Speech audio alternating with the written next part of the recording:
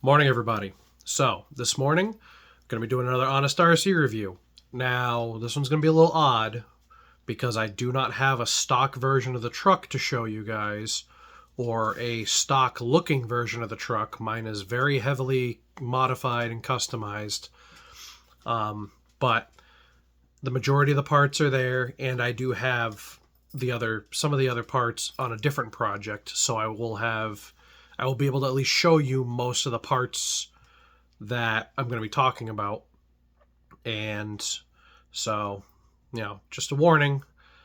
This is, not going to look like what you get when you get it out of the box. So, let's get into it. The Redcat Everest 10. Well, as you can see here, this is my Redcat Everest 10, or what used to be an Everest 10. So, the Everest 10 is known as a basic beginner vehicle. So the starting price for the Everest 10 you can find brand new are around 145 to 160 bucks depending on where you get them. Now, when you buy the Everest 10 stock, the basic setup is the same still. Two very long shocks. The mounting point for the shocks are up here, so they're not going to be vertical, they're going to be angled because the truck has a lot of flex, which is good for crawling, which is mainly what it does. Now, the Everest 10 as a beginner truck is really good for a lot of things. It just doesn't specialize at one thing. So it does a lot of things really well.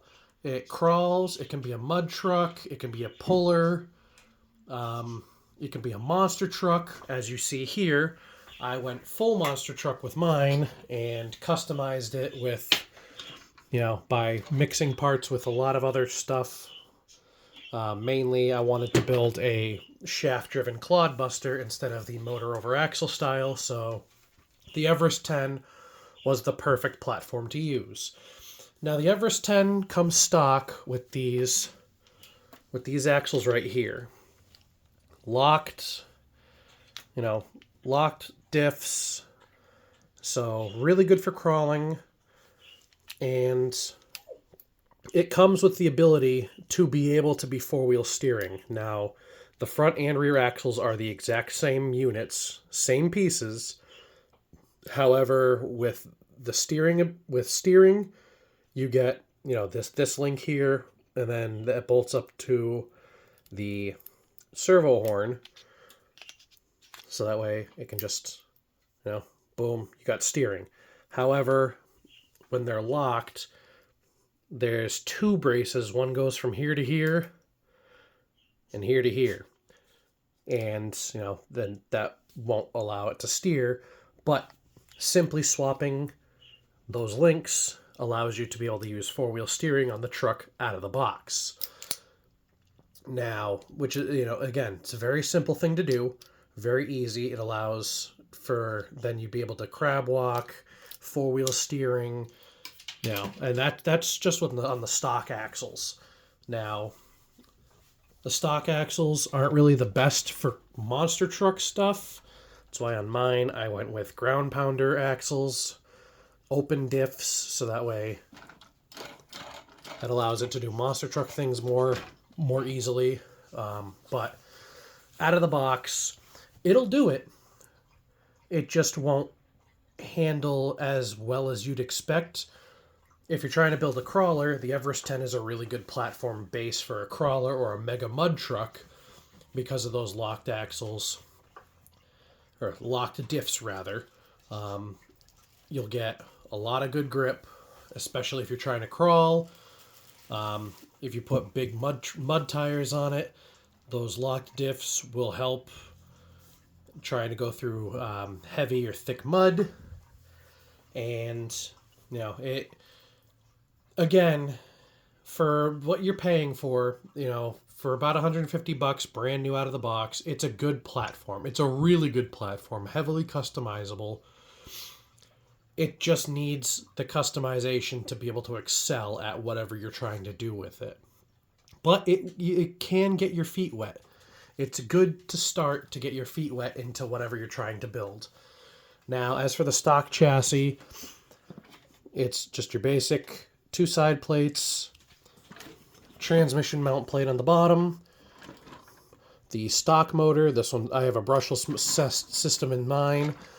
The stock motor, I don't know about the newer ones because you can still buy them, but mine, I believe it came with a 45 turn or a 55 turn brushed motor.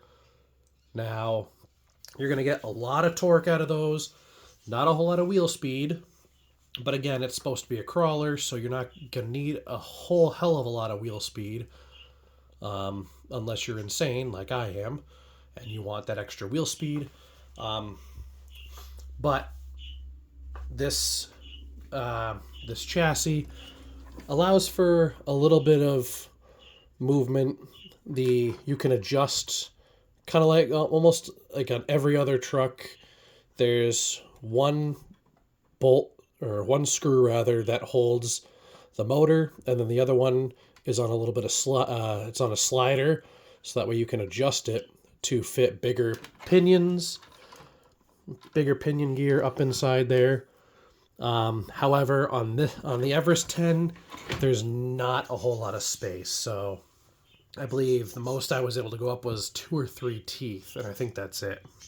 Now, on the stock brushed motor, going up 2 or 3 teeth can make a significant difference, especially if you're building a crawler and you want just a little bit more wheel speed. It's enough to where you can get that, but if you're trying to build a monster truck, you're going to need to go brushless because that brush motor just won't do. Great motor though. It's very torquey. It puts the power out relatively easy, and the ESC that they have it paired with, it's very similar to a quick run.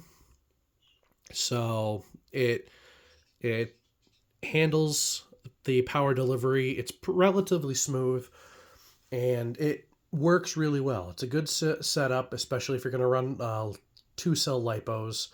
I run 2-cell in all my trucks, so but switching to this brushless system was just so much better for what I wanted to do with this truck anyway. Now, I have still the stock battery tray in here. I'm going to pull the body off so you can kind of see what we're working with inside. Now, when it comes out of the box, this battery tray will be in between here and in these frame rails. On mine, again, I moved it to allow for the space for the setup that I was trying to run with this custom monster truck that I built. But it's pretty simple. ESC here, battery obviously here, receiver goes here. It's a pretty simple chassis, and overall the chassis itself is very, very simplistic, very easy to work on, very easy to perform maintenance on, which is why it makes a really great platform if you're doing custom builds. But again, like I said, in order to get it to be really good at anything, you have to modify extensively for what you're trying to do.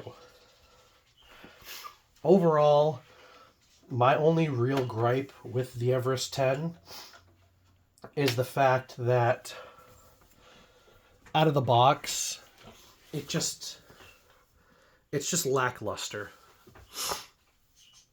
And what I mean by that is, again, like I've repeated throughout this video, it's good at a lot of things. It just doesn't wow you. Now, for $150, what do you really expect? But you do get a 10 scale crawler with bead locks. The stock wheels are bead locks with 2.2 tires, the big boy crawler tires. They're not as big as these 165 millimeter Clodbuster tires, but they're good sized tires. And you get a really good truck out of the box. It's just not excellent or great. It's just good. Which, can really work in its advantage because, again, like I said, you can customize the shit out of it. As you can see what I did with mine, you know, mine has the four-wheel steering. Again, I used more Redcat parts, just a different model. But before I got these ground pounder axles, I was using the four-wheel steering on the stock Everest axles, and it worked just fine. The stock servos, plenty of power to move even these big-ass wheels and tires over any surface. I was, running this in the snow. I was running it over dirt, mud, rocks. Hell, I even tried taking it on a crawling course a couple of times before I swapped to these axles, and it did pretty well. Of course, it was a little too wide to do anything really with because, again, monster truck builds, trying to do crawler things.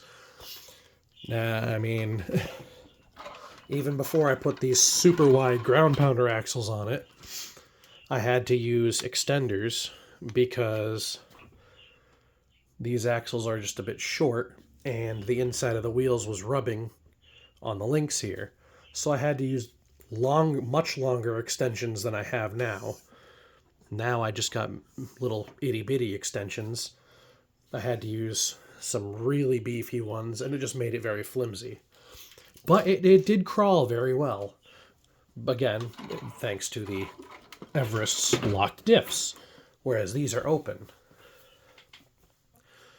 So overall, I'm going to have to give the Everest 10 a solid 8 out of 10 rating, because for what you pay, you're getting a really good truck to do basically whatever you want with. I mean, you can do whatever you want with all these other trucks. I mean, let's just pan over to my collection here. You can do whatever you want to any of these trucks. However, none of them really have the upgrade capabilities and the, support, the aftermarket support that this truck really has, because all the parts can be integrated with so many other models. You can just do so much with these trucks. It makes it really a really solid build platform, or just a beginner truck for the price. It's not going to break your budget, and you get a really good truck to begin with. So that's kind of it. It's nothing remarkable. It's just good at being good. Not great, not excellent, not mediocre, but good. So, thanks for sticking around. I know this one was a little weird, again, because, trying to talk about a truck in its stock configuration when I don't have a stock one to look at is a little bit odd for me, but you get the basic gist. Perfect beginner truck, budget friendly, solid 8 out of 10. Just a decent truck all around, or a good truck all around. Not great. You can make it great, but a good truck, a good truck to start with. If you like this kind of content, feel free to hit that like and subscribe button. If you want to be notified about all my newest videos, hit that little notification bell. If you have any questions about any of the trucks you see in the collection, or just have any questions in general about the RC stuff, feel free to throw it down in the comments or reach out to any of the social medias that will be linked below in the description. Feel free. Have a blast. Enjoy. Stay tuned for more.